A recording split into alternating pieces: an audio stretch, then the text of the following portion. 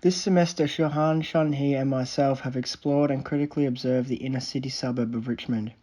Using this data, we have developed a narrative that best represents the area and can be reproduced and presented through animation. Initially, we focused our research on immigration and how the cultures of South Asia and Europe has influenced the major thoroughfares of Richmond that include Victoria Ave, Bridge Road, and Swan Street.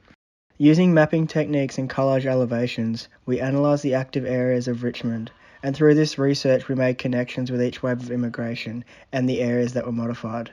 This has resulted in major streets having different characteristics, as the original terrace houses and Victorian shop fronts are reappropriated to reflect the occupying culture. For example, there was an immigration period over the 50s after the Second World War from South Europe, and this had a major influence on Swan Street. The use of blue is apparent on the south end of Richmond, with a number of fish and chip shops and Greek cuisine restaurants located on and off Swan Street. Swan Street also has a strong nightlife due to the number of hotels and bars that often promote footy culture and sporting events. In contrast to the north, Victoria Ave is heavily influenced by the culture of South Asia that immigrated to Australia during the 70s. This has altered the aesthetic of the area due to the inclusion of a large amount of dominantly Vietnamese restaurants and bakeries. The shop front advertisement signs flaunt bright colours and Asian script that is often repeated to draw the occupants into the stores. Finally, Bridge Road, that runs through the centre of Richmond, seems to have adopted the fashion cuisine and coffee of the Italian culture. Bridge Road is the retail hub of Richmond that includes a number of boutique fashion labels and fine suit and dress shops. These shop fronts have a more refined design aesthetic that is more reserved with clean white advertisements and elegant logos. These shops are offset with the warmth of the Italian restaurants and coffee shops that have embraced the industrial area and red brick materials. From this research, we discovered that each major road is activated in different ways and at different times of the day. We started to develop a narrative that allowed us to explore each of these streets. Our character is an international student that is new to Melbourne. Her friend, who is a local to the area of Richmond, has offered to show her around. Through storyboard, we started to develop our ideas of perspective, aesthetic style, and narrative. Once we had fleshed out a number of ideas through storyboard, we decided to write a detailed narrative that explored each major road in detail, describing each scene while also developing our characters and their personality traits. In short, the narrative reads: our main character, who we call Jane, arrives at Swan Street via train, meeting her friend Harry. They explore a number of pubs on Swan Street, engaging with a number of people that occupy the street, from footy fans on their way to the MCG to punk musicians smoking out the front of the corner.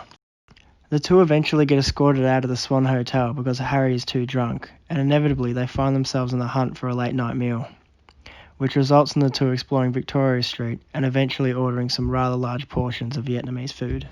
The two get in a cab and pass out at the apartment. Once awake, Harry and Jane are very hungover and decide that the only thing that can overcome a headache is coffee.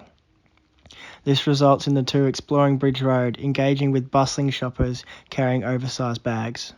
Eventually they find a coffee at Liacon Delicatessen, an Italian-inspired deli. The final scene develops once Harry announces he's hungry.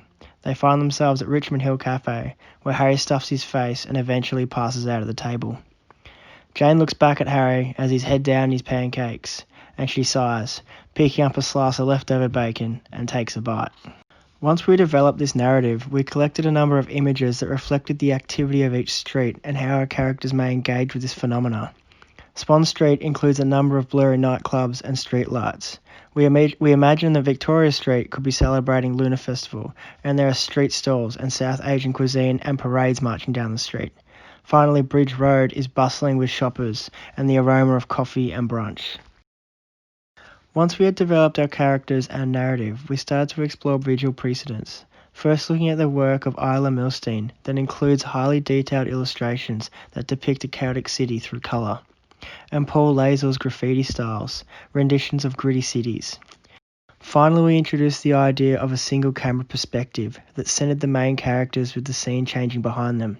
This was influenced by the opening scene of the TV show BoJack Horseman, that creates the feeling of confusion, lost and intoxicated, tumbling through the scenes and fleetingly engaging with a number of characters. We believe this perspective camera best reflects the overwhelming feelings of being in a new city. We decided to combine these precedents with our own hand-drawn style that became evident through our storyboard iterations. This resulted in the development of one of our major scenes outside the Corner Hotel. The storyboard states that Jane and Harry are leaving the hotel, walking into a puff of smoke coming from the musicians on the street. Bouncers are rejecting a number of intoxicated people from the venue as Harry bums the smoke off one of the crowd. Footy fans enter the scene, following a kicked footy as they yell and sing. Police eventually enter the scene, blowing whistles and ordering the footy crowd to move on.